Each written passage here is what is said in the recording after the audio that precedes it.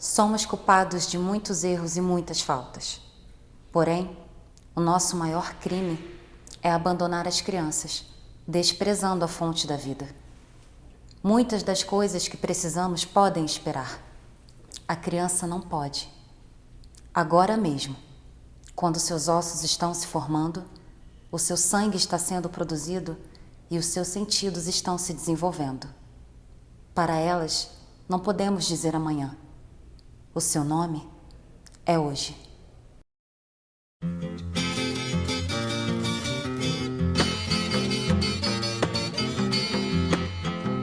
Todo menino é um rei, eu também já fui rei, mas quase despertei. Todo menino é um rei, eu também já fui rei, mas quase despertei. Todo menino é um rei, eu também já fui rei, mas quase despertei.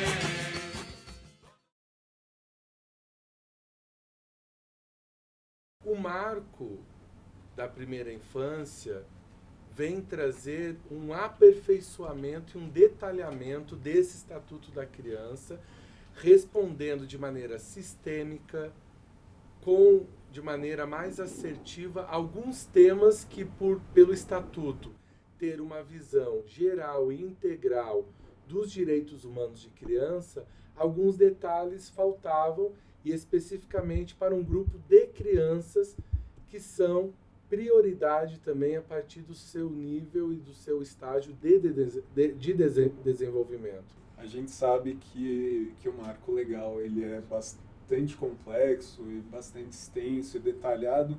Queria saber que pontos que você destacaria em relação a inovações que essa lei traz. No marco, existe um ponto que me chama muito a atenção, que é a licença paternidade. A figura do homem entrando como uma figura primordial, essencial para o cuidado de crianças.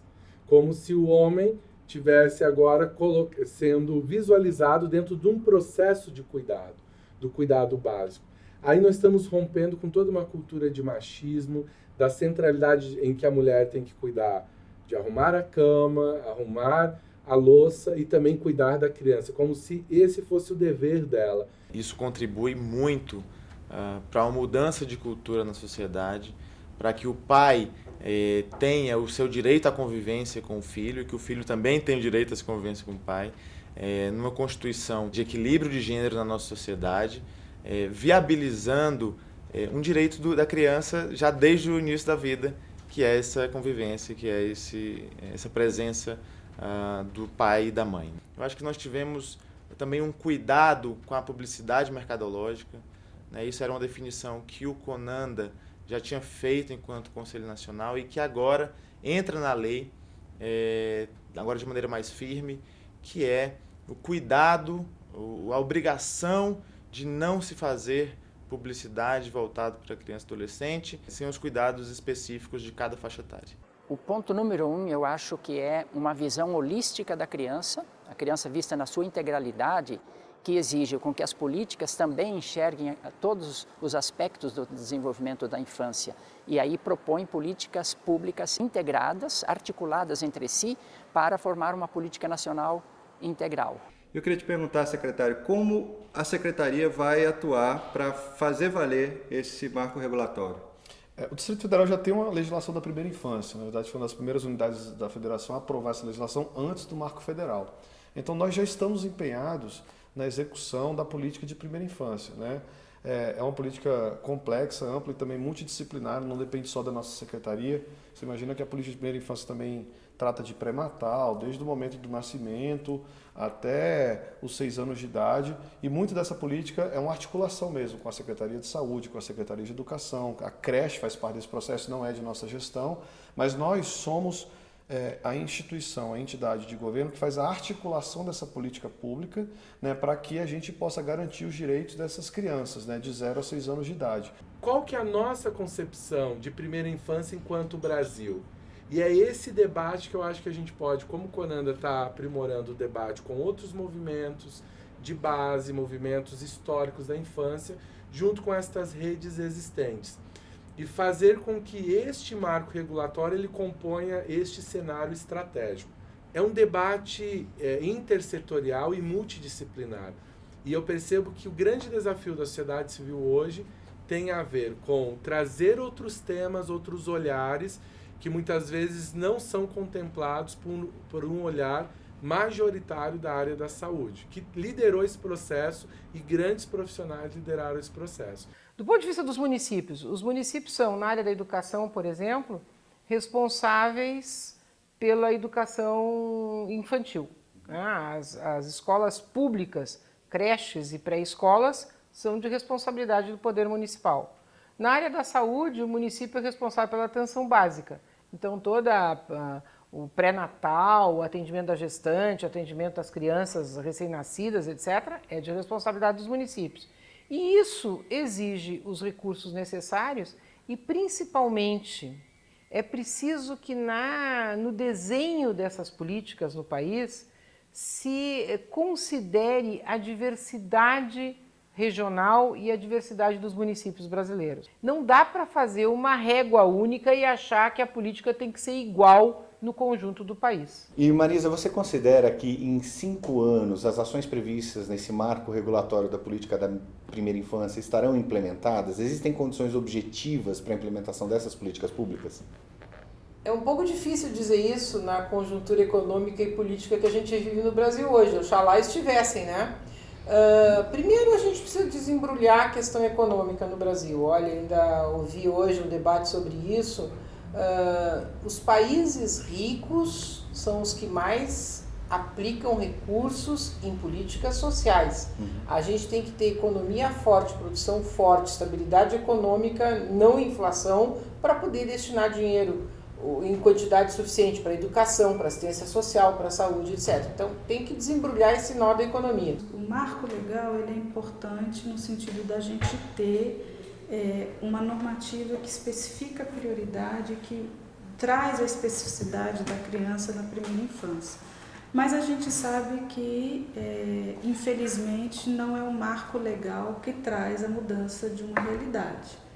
Isso precisa de investimento, de participação, de decisão, de tomada de decisão, de gestores de todas as espécies, de que essa é a prioridade a ser executada pelo governo, né, e pela sociedade de uma maneira. Também é importante que a sociedade se envolva, que a sociedade olhe para os seus modelos, por exemplo, essa questão da violência física. A gente precisa repensar anos de cultura onde o punir e o educar andavam de forma muito junta, e hoje a gente tem uma outra reflexão, uma outra percepção. Então, precisa também de mudanças estruturais e de mudanças de concepção. Existem algumas coisas na lei que são de aplicação imediata. Eu poderia dar o exemplo de vários itens que, por exemplo, na área da saúde, dentro do próprio sistema de saúde, Sistema Único de Saúde, elas já entram como rotina, apenas são ações novas, sem precisar grandes planejamentos e grandes programações. Outras dependem de uma preparação, de uma formação de pessoal, por exemplo. O projeto insiste bastante, a lei insiste bastante na qualificação dos profissionais que trabalham com a criança em todas as áreas e todos os níveis. E isso não é uma coisa de implantar de imediato, depende de formulação de currículo, de troca de ideias com os próprios profissionais, de uma identificação das carências de formação, de sorte que as instituições formadoras precisam ter esse diálogo com os práticos, né, que sejam eles de nível superior ou nível médio, para ver como eles podem organizar os cursos. O Brasil tem recebido muitas críticas, e não é culpa só, talvez, do governo, mas também da sociedade e dos nossos sistemas de controle. Nós temos ótimas políticas, nós temos ótimos planos, a execução, por causa do Pacto Federativo, é o nosso grande problema. Às vezes nós temos programas, linhas federais interessantes, por exemplo, na área da educação, Aí, quando isso se transforma na política municipal, não se consegue operacionalizar porque existe o dito pacto federativo, que é um avanço da democracia, mas que, ao mesmo tempo, municípios e estados não assumem como prioridade. Acho que a gente tem uma legislação que tem orientações gerais e princípios gerais. Agora, isso para ser traduzido tem que concretizar em propostas de ação do poder público e tem que ter o recurso necessário. E no momento que a gente vive hoje no Brasil, essa situação está toda muito difícil. E qual a conclusão que você chega em relação a esse tema? Essa legislação recentemente sancionada é muito importante porque ela reúne num instrumento legal um conjunto de princípios e de orientações para as políticas públicas de proteção da primeira infância, que devem ser necessariamente articuladas, educação, assistência social, saúde, e que são fundamentalmente desenvolvidas nos municípios. Agora, essa legislação vai precisar ser traduzida em políticas, em outras legislações, em ações concretas, porque ela, na realidade, reúne um conjunto de princípios. O que é importante é a gente ter a clareza do que significa uma boa infância, né? A criança se desenvolve as sinapses do cérebro, a sua capacidade de interação social. Se não tiver um bom atendimento na primeira infância, nós não vamos ter pessoas capazes de se autossustentarem, de trabalharem, de serem cidadãos ativos e críticos na sociedade. Enfim, cuidar da primeira infância é ter uma sociedade adulta saudável. Eu percebo ele como um processo exemplar para a área da criança, para que nós nos organizemos mediante a outras bandeiras, né? Nós sabemos que os adolescentes hoje é um tema também gigantesco e eu espero que isso agora seja em cadeia. Falamos da primeira infância, agora vamos falar da outra infância e começar a regularizar isso dentro de leis, mas que sejam também organizados dentro da política pública e da execução desse país. O que a gente sonha é de um sistema de garantia de direitos para crianças e adolescentes.